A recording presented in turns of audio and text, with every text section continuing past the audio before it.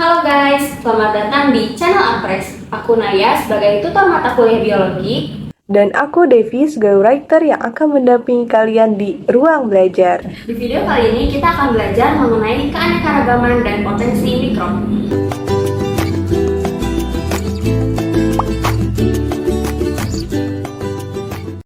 Assalamualaikum warahmatullahi wabarakatuh. Baik teman-teman, kita bertemu kembali pada pertemuan ke-8 dalam periode UAS. Kali ini kita akan membahas tentang keragaman dan potensi mikrob. Nah, sebelum masuk ke materi, kita akan membahas sedikit tentang apa itu bioremediasi. Nah, bioremediasi itu terdiri dari dua kata. Ada bio dan juga remediasi. Bio yang berarti hidup dan remediasi merupakan tindakan atau suatu proses penyembuhan. Nah, dapat diartikan bioremediasi merupakan penggunaan organisme atau metabolitnya untuk memulihkan lokasi yang terpapar racun atau polutan. Nah, contoh sumber polutannya itu dapat berupa bekas obat-obatan, material plastik, ataupun bekas cairan deterjen. Nah, di mana cairan deterjen ini dapat menyebabkan suatu keadaan yang disebut dengan eutrofikasi.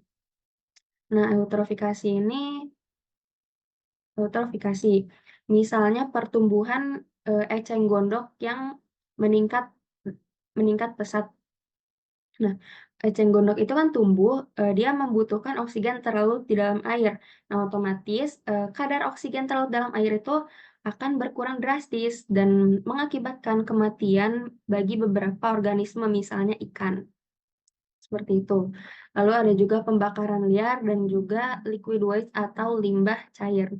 Terdapat sifat non-toksik dan toksik bagi si polutan ini. Nah, bagian toksik dapat menyebabkan kanker atau karsinogenik, alergi, bahkan membahayakan kesehatan ibu hamil. Nah, bioremediasi terbagi menjadi tiga, yaitu fitoremediasi, yaitu remediasi dengan tumbuhan, ada zooremediasi dengan hewan, dan mikroremediasi dengan mikroorganisme. Nah, organisme yang digunakan itu dapat berupa alga, bakteri, cendawan, tumbuhan. Organisme yang digunakan dapat berupa alga, bakteri, cendawan, tumbuhan, dan juga hewan. Nah, selanjutnya masuk kepada proses pemulihan yang dilakukan dengan cara bioremediasi versus konvensional. Nah, perlu kita perhatikan mekanisme bioremediasi sendiri terdiri dari mineralisasi, degradasi, dan juga transformasi polutan. Nah, bioremediasi ketika dibandingkan dengan proses fisika kimia. Bioremediasi tentu memerlukan biaya yang lebih rendah. Karena kalau fisika kimia itu, setahu aku, dia memanfaatkan alat-alat seperti itu, otomatis membutuhkan biaya yang lebih besar kan. Nah, selain lalu yang kedua, tidak menghasilkan lebih banyak kontaminan. Yang ketiga, karena dilakukan oleh makhluk hidup gitu ya, otomatis. eh, Lalu yang ketiga, membutuhkan waktu yang lebih lama, karena tidak pakai mesin gitu, manual. Lalu yang terakhir, perlu situs yang mendukung untuk perkembangan mikrob. Nah, jadi ketika lingkungannya itu tidak mendukung untuk si mikrob ini berkembang biak atau bertumbuh, otomatis proses bioremediasi ini memakan waktu yang lebih lama atau bahkan gagal. Efisiensi bioremediasi dipengaruhi oleh banyak faktor. Nah, seperti jenis senyawa polutan. Eh, Polutan dengan kategori senyawa organik tentu lebih mudah diuraikan daripada senyawa non-organik. Selain itu juga senyawa yang larut dalam air, dia lebih mudah didegradasi oleh si eh, mikrobio oleh si orga.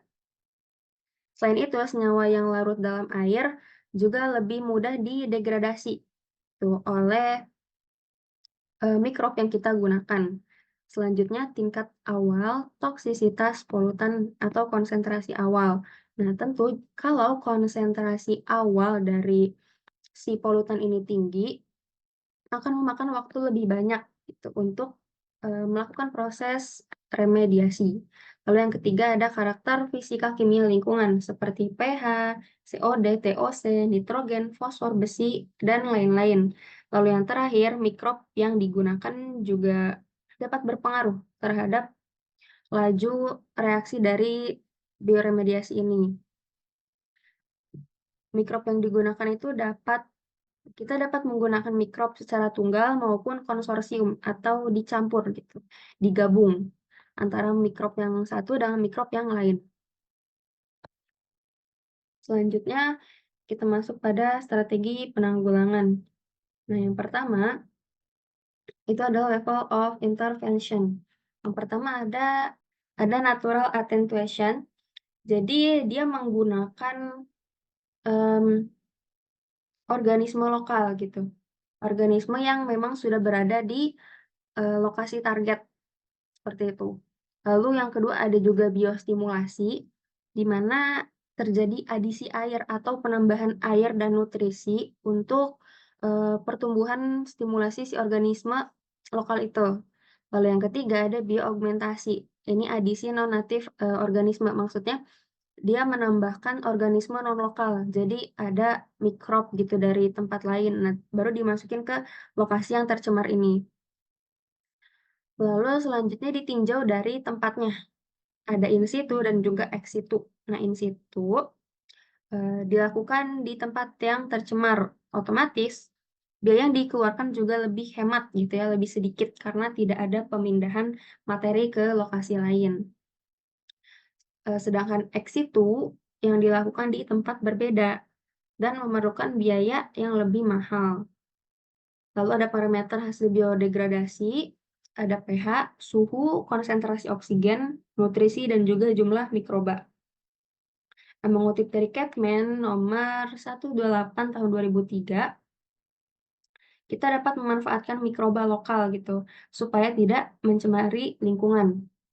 Nah, contoh bioremediasi merkuri itu terjadi pada penambangan emas di Tumpang Situ, Banyuwangi. Nah, di sini digunakan bakteri Indogenous. Maksud Indogenous itu bakteri lokal gitu, bakteri yang sudah ada di tempat penambangannya ini gitu. Nah, nama bakterinya ini adalah Morganella. Dan di sini terbukti gitu ketika kita menggunakan mikroba lokal atau bakteri indigenous ini hasilnya itu lebih efektif gitu. Si bakteri ini bekerja lebih efektif. Masuk kepada pembagian remediasi. Ada remediasi oleh bakteri. Selanjutnya kita masuk kepada pembagian bioremediasi. Yang pertama ada bioremediasi oleh bakteri. Nah, ketika mendetoksifikasi polutan ini ada beberapa proses. Yang pertama ada mineralisasi, lalu yang kedua ada inaktivasi atau imobilisasi ke bentuk yang tidak berbahaya. Jadi si polutannya ini diubah gitu ke bentuk yang nggak berbahaya. Misalnya ini CO2 dan H2O, karbon dioksida dan air. Lalu yang ketiga ada hidrokarbon, ada konvensi hidrokarbon minyak bumi, khususnya alkana. Nah, bioremediasi oleh bakteri biasanya menggunakan Bacillus cereus ataupun Pseudomonas fluorescens, Micrococcus ataupun Acinetobacter. Dan terdapat banyak senyawa xenobiotik yang ditransformasikan melalui kometabolisme. Contohnya itu adalah Streptomyces. Senyawa xenobiotik ini maksudnya senyawa yang asing bagi lingkungan gitu, senyawa yang asing bagi alam. Lalu ada bioremediasi oleh alga. Ia dapat menjadi akumulator logam berat seperti kadmium, zinc, ataupun kromium yang terjadi di permukaan sel dan vakuola si alga ini. Nah, transformasi dan degradasi hidrokarbon. Nah, alga mampu mentransformasi dan mendegradasi hidrokarbon, khususnya kelompok alkana ataupun herbisida dan juga pestisida. Lalu yang terakhir, karotenoid sangat terkait dengan kemampuan bertahan pada polutan konsentrasi tinggi. Nah, jadi alga ini menghasilkan senyawa karotenoid di mana senyawa ini tuh mampu bertahan pada lingkungan dengan konsentrasi polutan yang tinggi. Nah, ada selanjutnya mikroalga pendegradasi fenol. Jadi mikroalga ini mampu mendegradasi fenol. Nah, sebelum itu kita harus tahu apa sih fenol itu. Nah, fenol merupakan derivat dari benzena, ya, turunan dari benzena. Dia itu berasal dari tumbuhan. Bentuknya itu kristal, tidak berwarna, tapi punya bau yang khas gitu. Dia itu sifatnya korosif dan toksik, biasa digunakan untuk pengawet vaksin ataupun disinfektan pada beberapa alat rumah sakit, seperti itu. Nah, di sini ada derivat fenol, turunan fenol, lalu ingin didegradasi oleh mikroalga. Nah, dimasukkanlah si mikroalganya itu. Nah, selama 5 hari pertama bentuk sel si alga ini masih normal. Nah, lalu keesokan harinya sampai hari ke-10 itu ukuran selnya mulai membesar dan bentuknya itu mulai abnormal gitu, dan tampak tetesan minyak dalam sitoplasmanya. Dan akhirnya akhirnya fenol pun dapat didegradasi dengan si alga ini. Kita masuk pada subbab selanjutnya, enzim cendawan ligninolitik. Nah, jadi maksudnya itu cendawan yang dapat menghasilkan enzim ligninolitik. Nah, itu. Ini ada 4 jenis cendawan ligninolitik. Ada Phanerochaete, ada Trametes, ada Pleurotus, dan juga Lentinus. Pada cendawan ligninolitik terdapat suatu enzim peroksidasi, gitu. Yaitu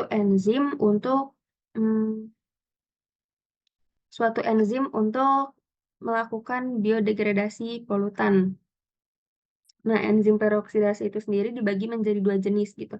Ada yang ligninolitik peroksidasi dan juga non-ligninolitik peroksidasi.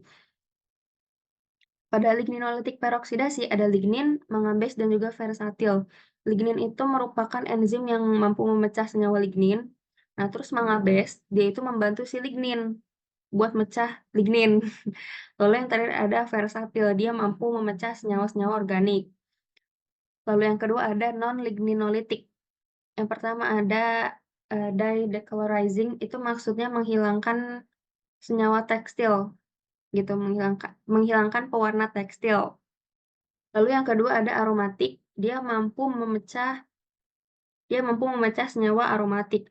Lalu yang terakhir ada rekombinan didecolorizing, sama seperti yang pertama ini, didecolorizing, tapi bedanya dia itu di rekombinan, seperti itu. Nah, selanjutnya proses pemecahan itu terjadi pada dinding sel dan vakuola pada sel cendawan. Ada beberapa enzim yang terlibat dalam polutan. Nah, yang pertama itu ada enzim ekstraseluler. Contohnya itu ini, lignin dan mangabes. Lalu ada juga enzim intraseluler. Contohnya adalah ini, 3 itu. Ya. Nah, contohnya adalah pertumbuhan miselium pada Pleurotus ostreatus pada tanah yang terkontaminasi minyak. Lalu ada hifa yang sudah tidak aktif atau dapat dikatakan hifa yang sudah mati gitu. Dalam kondisi basah ataupun kering, dia itu dapat digunakan sebagai sorben gitu, eee, menyerap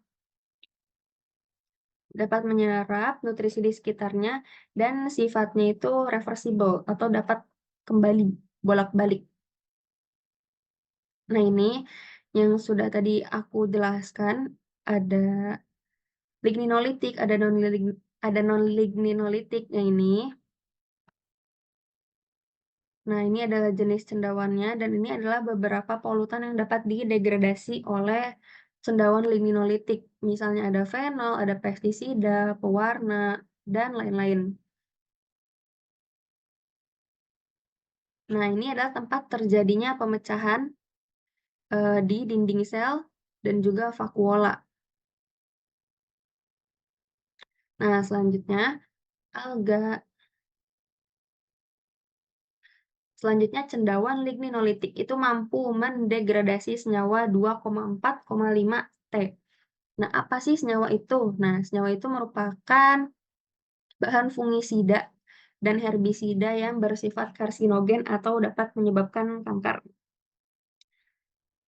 pada degradasi senyawa ini itu melibatkan dua sistem enzim, yaitu tadi lignonolitik dan non-lignonolitik, intra dan juga ekstraseluler. Nah, pada dua sistem enzim ini terbagi lagi menjadi dua tahapan. Ada tahap oksidatif dan juga tahap non-oksidatif. Pada tahap oksidatif, enzim lignonolitik ini memecah struktur cincin aromatik. Dia memecah cincin aromatik. Sedangkan pada tahap non-oksidatif, enzim non-lignonolitik ini dia akan memecah ikatan kimia 2,4,5T dan menghasilkan produk akhir yang tidak berbahaya. Misalnya adalah karbon dioksida dan H2O atau air. Nah, kita masuk pada subbab yang baru. Yang ketiga kita akan bahas prokariot. Mungkin di periode UTS kita sering mendengar prokariot dan eukariot gitu ya, dua jenis sel. Nah, sekarang kita akan membahas lebih dalam tentang prokariot. Prokariot sendiri terdiri dari dua domain utama, ada archaea dan juga bakteria. Biasanya dia hidupnya itu uniseluler, tapi beberapa spesiesnya itu hidup membentuk koloni atau kelompok. Dia ukurannya sangat-sangat kecil, 1-5 miometer saja, gitu. Berbeda jauh jika dibandingkan dengan sel eukariot yang bisa berukuran 10-100 miometer. Nah, bentuk selnya itu kokus atau koki, bulat. Kokus itu bulat. Lalu ada batang, basili, dan juga spiral. Nah, prokariot dapat diwarnai dengan pewarnaan gram yang akan terbagi menjadi dua jenis, ada gram negatif dan juga gram positif. Nah, gram positif ini mengandung lapisan peptidoglikan yang lebih tebal. Ini, yang warna putih ini, lapisan peptidoglikan yang lebih tebal, sehingga ia akan berwarna ungu ketika diwarnai dengan pewarnaan gram. Tidak seperti bakteri gram negatif, di mana strukturnya lebih kompleks gitu, karena di sini hanya 2 lapisan, sementara di sini ada 3 gitu. Dan peptidoglikannya ini tipis, karena dia diapit oleh membran dalam dan membran luar. Dan ketika diwarnai, hasil akhirnya pun akan berwarna merah. Ini adalah tabel singkat perbedaan domain bakteri, archaea, dan juga eukariot. Selanjutnya kita masuk ke struktur permukaan sel prokariot.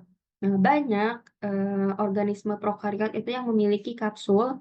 Ini kapsul yang berwarna merah dan kapsul ini itu terbentuk dari lapisan polisakarida atau protein. Nah, beberapa memperlihatkan taksis. Taksis itu suatu pergerakan, sebuah pergerakan. Nah, kenapa dia bisa bergerak? Nah, ini karena adanya flagela. Tapi flagela pada prokariot dan juga eukariot itu berbeda dari segi struktur maupun fungsinya. Seperti itu. Nah, pada prokariot, flagelanya itu memiliki struktur protein yang tidak diselubungi membran. Dan juga pada bakteri patogen, flagela itu dapat berkontribusi sebagai faktor virulensi. Gitu. Nah, prokariot dapat bergerak dengan flagela, ini yang panjang, dan juga ia memiliki piliseks yang digunakan untuk pertukaran DNA. Ada beberapa dari organisme prokariot ini memiliki fimbriae ataupun pili untuk menempel pada substrat dan membentuk koloni atau kelompok. Reproduksi dari prokariot itu tergolong cepat, ya, yakni setiap 1-3 jam melalui pembelahan biner. Ia dapat berevolusi dengan cepat dan beberapa kasus dapat membentuk endospora. Nah, apa sih endospora itu? Sesuai dengan namanya, terdiri dari dua kata, ada endo dan juga spora. Endo itu di dalam dan spora gitu. Jadi sebuah spora yang terbentuk di dalam sel. Nah, kenapa bisa ada endospora? Itu karena si organisme ini berada pada lingkungan yang kurang menguntungkan gitu. Jadi endospora dapat bertahan pada lingkungan yang ekstrim dalam jangka waktu yang panjang, bisa bertahun-tahun gitu endospora ini. Nah, ini ada beberapa contoh bakteri, beberapa contoh bakteri yang, membentuk endospora. Nah, kedua bakteri ini termasuk dalam agen senjata biologis, gitu. Nah, Bacillus anthracis dia itu menyebabkan penyakit antraks pada sapi, domba, dan juga manusia. Nah, antraks ini itu pada manusia ya, gejala pada manusia itu dapat, ditemukan demam, lemas, mual, ruam, benjolan yang kemerahan pada kulit, yang disertai rasa perih dan gatal gitu. Juga bagian tengahnya yang berwarna kehitaman, dan juga adanya pembengkakan kelenjar getah bening di sekitar kulit yang terinfeksi. Eee, Antraks ini juga disebarkan dari hewan ke manusia, tidak bisa dari manusia ke manusia. Kenapa? Karena pada awalnya memang antraks ini tuh berasal dari hewan, khususnya itu hewan herbivora, gitu. Nah, kita makan sapi, makan daging sapi. Nah, ternyata daging sapi ini mengandung bakteri Bacillus anthracis ini dan jadi kita terjangkit penyakit antraks gitu, tapi kita nggak bisa nularin ke sesama manusia. Lalu yang kedua ada Clostridium botulinum, yaitu, endosporanya dapat dimatikan dengan suhu 110 sampai 150 derajat Celcius bertekanan tinggi pada produksi makanan kaleng. Dan penyakit yang disebabkan oleh bakteri ini tuh disebut penyakit botulisme gitu. Penyakit ini tuh jarang, tapi sekalinya ada itu berakibat fatal, teman-teman. Seperti itu.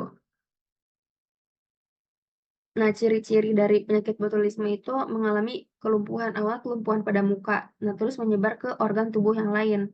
Bahkan yang lebih buruknya, ia bisa melumpuhkan otot-otot, sistem pernafasan kita.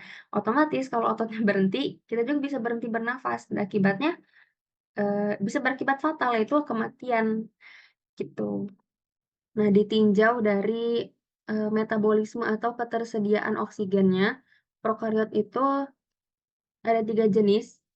Yang pertama ada obligat aerob, dia membutuhkan O2, lalu ada obligat anaerob, dia tidak membutuhkan O2, yang di mana kalau ada O2 itu akan jadi racun gitu, dia akan mati kalau ada O2. Lalu yang ketiga ada anaerob fakultatif. Nah, jadi dia bisa hidup, baik ada O2 maupun tidak ada O2. Nah, di sini ada aerob, anaerob, dan fakultatif. Ini mengacu dari bakteri gitu. Serupa tapi ya mungkin teman-teman bisa mengacu dari bagan bakteri ini gitu, agar memudahkan. Nah, prokariot itu dapat membentuk, suatu kerjasama metabolik. Nah, di sini diberitahukan bahwa kerjasama antar prokariot itu membuatnya dapat menggunakan sumber daya alam yang tidak dapat digunakannya sebagai individu. Nah, Cyanobacterium dan Anabaena itu merupakan sel fotosintetik gitu, dan juga sel pemfiksasi nitrogen yang disebut dengan heterosit. Selanjutnya ada kerjasama yang terjadi pada koloni yang melapisi permukaan disebut biofilm. Nah, sifat dari biofilm itu dia kuat, dapat bertahan hidup pada periode stres. Misalnya stres kekeringan, atau misalnya suhu yang ekstrim, ataupun paparan bahan kimia. Nah, biofilm ini tuh dapat dimanfaatkan dalam imobilisasi dan degradasi polutan pada tingkat yang relatif tinggi. Nah, prokariot itu dapat berperan sebagai dekomposer gitu atau pengurai dalam tanah. Dia juga dapat mendaur ulang elemen kimia dalam ekosistem dan juga mengekstraksi metal dari biji logam. Ia juga digunakan sebagai agen utama dalam proses bioremediasi.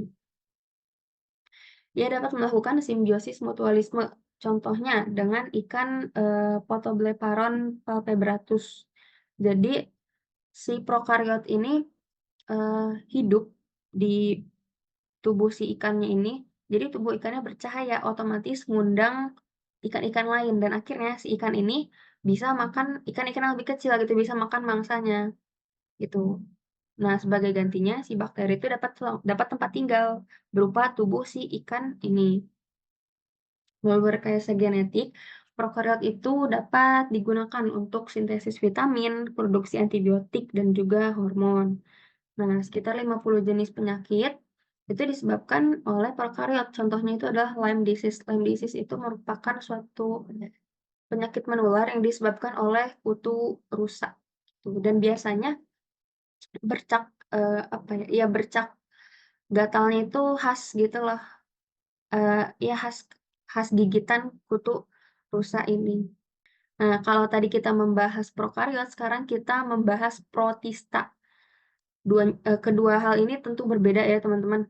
Protista itu sudah masuk ke eukariot gitu. Dan protista sendiri merupakan kingdom. Nanti ada di slide selanjutnya, aku akan bahas lebih dalam. Nah, kita ketahui dulu, kita harus mengetahui gambaran umum dari si protista itu sendiri.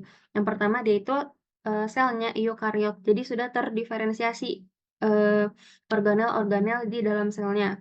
Sudah lebih maju gitu dibandingkan sel prokariot, yang dimana dia merupakan sel purba. Nah, protista itu keragamannya ekstrim, saking banyaknya gitu, jadi sulit dikategorikan. Kebanyakan uniseluler, dan beberapa membentuk koloni dan multiseluler. Dia reproduksinya itu bisa aseksual, bisa juga seksual. Nah, seksual itu bisa dengan isogami, anisogami, dan oogami. Lalu yang terakhir, protista itu dapat mengalami endosimbiosis gitu, yang menghasilkan keanekaragaman plastid pada protista. Nah, ini yang aku bilang tadi, protista itu masuk ke kingdom. Jadi nanti dibagi lagi 3. Nah, ada protista mirip hewan, protista mirip tumbuhan, dan protista mirip jamur.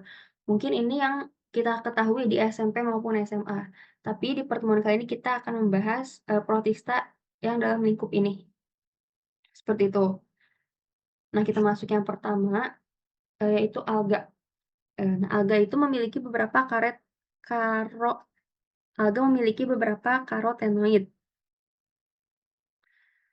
Dia alga juga dapat digunakan sebagai antioksidan dan tahan hidup pada lingkungan dengan radiasi yang tinggi. Contohnya itu adalah Dunaliella salina dan juga Dunaliella bardawil.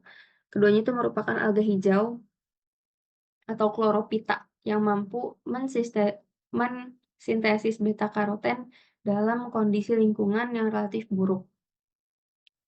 Nah, protista fotosintetik itu merupakan produsen utama dalam lingkungan akuatik atau perairan, seperti itu. Nah, jumlah nutrien itu mempengaruhi jumlah protista dan tipe nutrisi gitu, atau cara si protista ini memperoleh nutrisi itu ada 3 jenis, ada autotrof, ada heterotrof, dan juga mixotrof. Autotrof itu dia bisa menghasilkan makanannya sendiri, contohnya itu adalah protista fotosintetik. Ya. Lalu ada heterotrof, dia tidak bisa menghasilkan makanannya sendiri, makanya dia ngambil dari organisme lain. Dan juga ada mixotrof, gabungan antara autotrof dan juga heterotrof. Kita masuk pada pembagian yang pertama, kelompok yang pertama, yaitu Straminophils. Ada 3 anggota lagi. Yang pertama itu ada diatom atau Bacilla rheophyta. Dia itu alga uniseluler, fotosintetik, otomatis dia autotrof ya. Dinding selnya itu seperti kaca dari silika, dia bereproduksi dengan aseksual, tapi kadang-kadang juga seksual. Nah, ini adalah foto diatom. Dia bentuknya itu kayak wadah sama tutup gitu. Tutupnya kita sebut epiteka, dan wadahnya kita sebut hipoteka. Yang kedua ada alga pirang atau emas atau Chrysophyta. Dia itu biflagellata, jadi punya 2 flagel, fotosintetik berarti autotrof, dan beberapa heterotofik. Ini adalah contoh dari Chrysophyta atau alga emas. Lalu yang ketiga ada alga coklat atau Phaeophyta. Biasanya dia disebut seaweed, multiseluler, dan kebanyakan hidup di laut. Nah, dia itu didominasi oleh pigmen warna yang disebut xanthophyll. Jadi, warnanya coklat. Nah, ini ada beberapa contoh dari alga coklat atau Phaeophyta. Kita masuk pada, kelompok yang kedua yaitu alveolata. Sesuai dengan namanya alveolata, dia memiliki alveoli. Nah, dia fotosintetik, dia ada yang bersifat heterotrof dan alveolata ini, sifatnya fotosintetik, tapi ada juga yang heterotofik gitu. Nah, anggotanya antara lain itu ada flagel atau flagellata, ciliata, dan juga apikompleksan, di mana apikompleksan ini sifatnya parasit.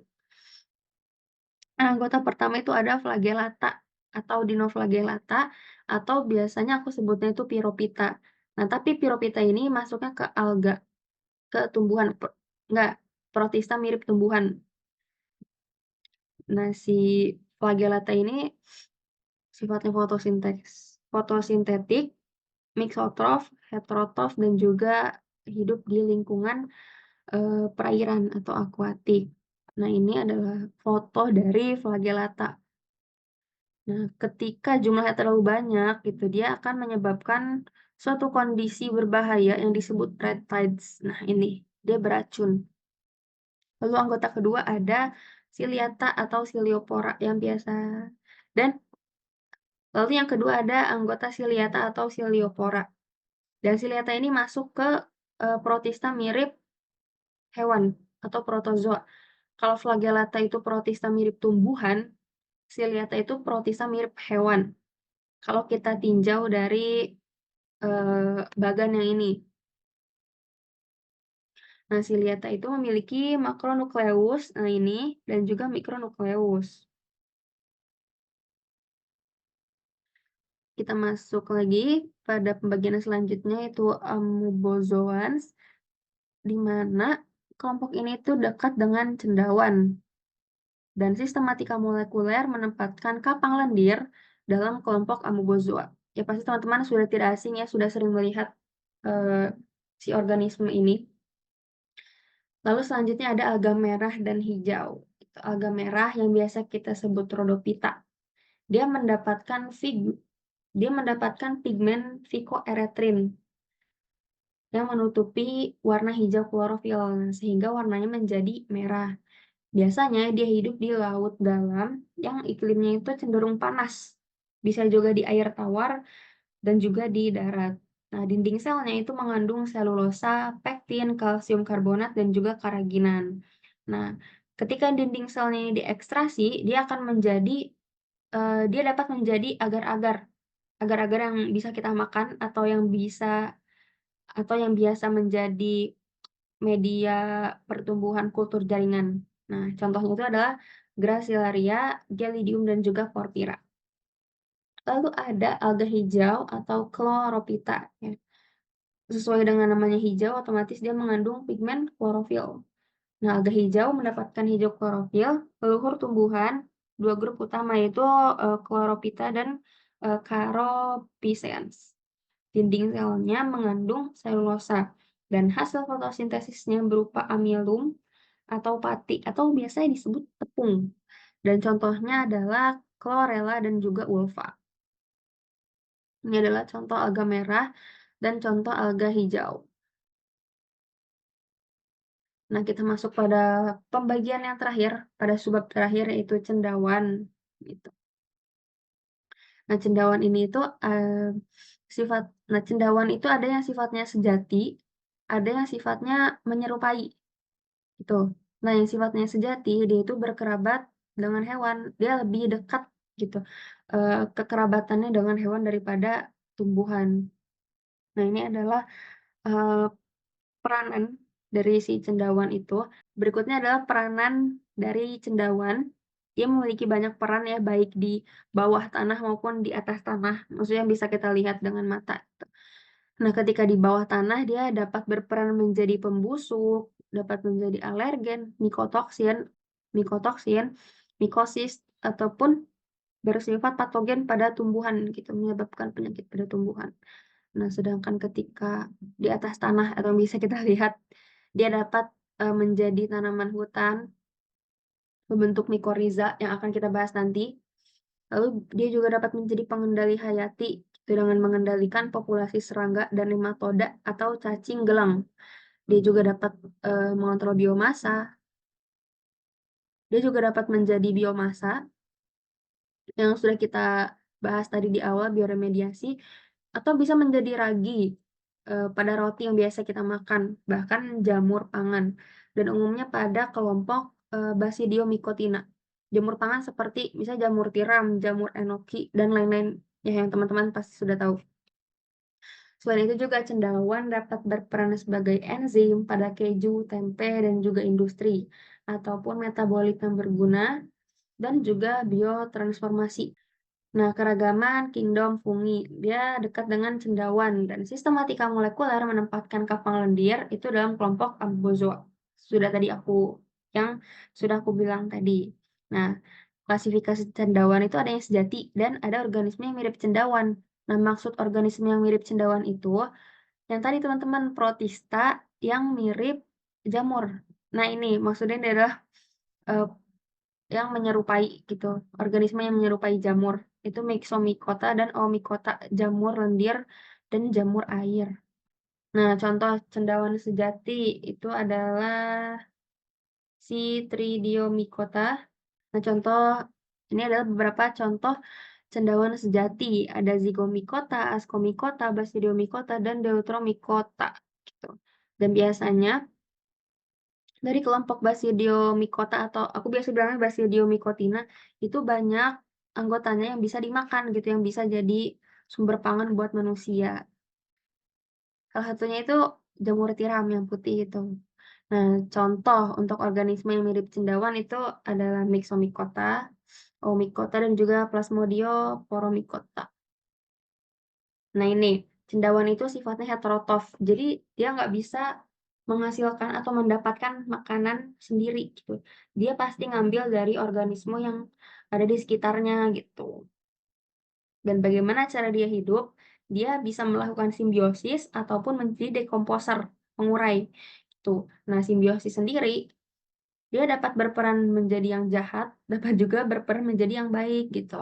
Nah, bagi yang jahat ini dia sifatnya itu parasit obligat dan juga parasit fakultatif. Nah, misalnya pada ini, misalnya Ustilagomaides gitu, penyakit gosong pada bulir jagung, dan Septoria api, penyakit bercak pada daun seledri. Nah, sementara simbiosis mutualis, dia akan membentuk mikoriza dan lichen yang sangat-sangat bermanfaat bagi lingkungan dan ekosistem. Nah, ini adalah bagaimana hifa gitu, atau kayak benang-benang, ibaratnya benang gitu, pada jamur. Dia akan mengabsorpsi molekul-molekul organik yang lebih kecil gitu yang di bawahnya, atau dia akan menyerap nutrisi dari si inangnya itu. Nah, makanya kenapa dia disebut heterotol. Nah, ini adalah mekanisme reproduksi seksual dan aseksual. Nah, seksual otomatis terjadi karena adanya perbedaan jenis kelamin gitu. Jadi dia butuh dua individu dan biasanya menggunakan sinyal berupa feromon untuk komunikasi antara tipe kawin. Ini ada 4 tahap gitu ya. Pertama itu ada plasmogami 2 hifa tetua yang sifatnya itu haploid. Lalu nanti dia jadi miselium dikarion. Jadi nanti hifa plus dan hifa minusnya itu dia bertemu gitu loh, bersatu. Nah, terus terjadi dalam waktu baik itu berjam-jam, berhari-hari, atau bertahun-tahun, nanti dia akan membentuk kariogami gitu. Jadi inti sel dari kedua hifanya itu nyatu gitu loh. Nah, baru terjadi meiosis dan terbentuklah spora haploid. Sementara pada aseksual itu spora-spora haploidnya melalui mitosis. Kalau aseksual mitosis, kalau seksual meiosis. Ingat ya teman-teman. Nah, pada seksual itu contoh pada seksual itu misalnya fragmentasi, pembentukan tunas, dan juga spora aseksual. Ini adalah beberapa cendawan yang bersifat patogen gitu atau menyebabkan penyakit. Nah, sekitar 30% spesies cendawan itu sifatnya patogen pada tumbuhan. Dia menyebabkan penyakit pada tumbuhan. Tapi beberapa patogen tanaman pangan juga menghasilkan senyawa yang toksik atau berbahaya terhadap kita manusia. Nah, contohnya itu adalah toksin deoksinivalenol atau nivalenol dari Fusarium graminearum. Nah, Fusarium graminearum ini merupakan suatu jamur yang menginfeksi tanaman serealia atau gandum-gandum, tanaman perganduman gitu. Dia akan masuk ke bijinya, lalu menjadikannya lunak seperti itu. Dan dia juga bisa menyebabkan busuk pangkal batang pada tanaman kelapa sawit yang disebabkan oleh Ganoderma boninense. Nah, ini disebarkannya kalau si yang kelapa sawit ini dia disebarkannya itu melalui spora. Nah, hewan umumnya itu kurang rentan terhadap cendawan patogen dibandingkan tumbuhan. Maksudnya hewan itu lebih kuat gitu. Dia itu lebih kuat nyerang si cendawan daripada tumbuhan. Nah, kenapa? Karena hewan punya sistem kekebalan tubuh yang lebih kompleks gitu. Belum juga dia struktur tubuhnya itu pasti terdiri dari senyawa yang lebih kompleks juga dan dia bisa bergerak gitu. Dia bisa menghindari rangsangan gitu atau ya bisa menghindari si jamur penyebab penyakit ini gitu. Beda sama tumbuhan yang cenderung diem aja gitu. Nah, terakhir ada beberapa cendawan unik yang punya hifa khusus. Yang pertama itu Haustorium. Dia itu hifa spesialis untuk penetrasi jaringan inang tumbuhan. Iya, jadi dia itu hifa, tapi fungsinya itu buat menyerap nutrisi dari si inangnya gitu. Terus ada juga hifa ikal. Nah, hifa ikal itu tuh hifa yang digunakan untuk menangkap nematoda. Jadi hifanya itu buat nahan si cacing gelang, tapi yang kecil, cacing gelang yang kecil.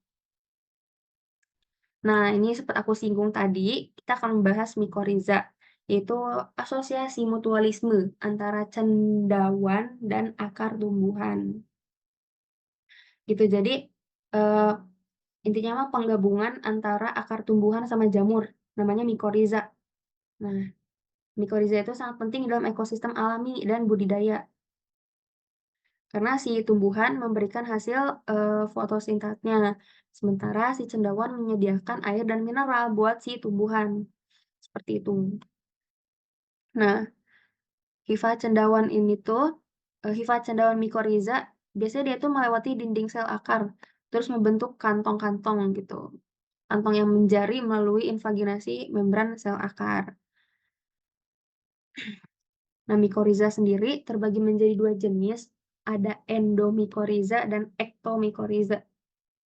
Kalau endomikoriza, dia itu hifa jamurnya sampai bagian korteks akar nih, sampai bagian kuning-kuningnya. Tuh. Ya, kalau endomikoriza sampai bagian kuning-kuningnya. Dan sangat baik untuk menyerap fosfat. Beda sama ektomikoriza, dia itu cuma sampai epidermis aja, nih sampai di luar-luar sini aja. Terus nggak masuk ke yang oren-orennya itu, dia nggak masuk ke korteksnya. Tapi ektomikoriza dia itu membentuk kayak selubung gitu, dia membentuk mantel. Seperti itu. Nah, mungkin terakhir ya, ada lichen. Kalau tadi cendawan sama akar tumbuhan, sekarang cendawan sama alga atau cyanobacter atau cyanobacter. Nah, cendawan yang biasanya membentuk lichen itu dari anggota Ascomycota, partnernya itu ganggang hijau atau bakteri hijau biru ya, cyanobacteria. Nah, jamur sama si ganggangnya ini akan membentuk talus. Talus itu tuh kayak semacam tumbuhan, tapi belum bisa terdiferensiasi. Kayak kita belum bisa nyebutin ini bagian akar, ini bagian batang, bagian daun gitu. Itu talus. Nah, terus masing-masing dari mereka itu eh, akan menghasilkan mikobion dan juga fikobion. Gitu. Nah, fotobion memberikan hasil fotosintat dan cyanobacter juga memberikan nitrogen organik. Nah, lichen itu terbagi 3 jika ditinjau dari bentuknya. Ada krustosa, ada futicosa, dan juga foliosa. Nah, cendawan menyediakan kondisi lingkungan untuk pertumbuhan.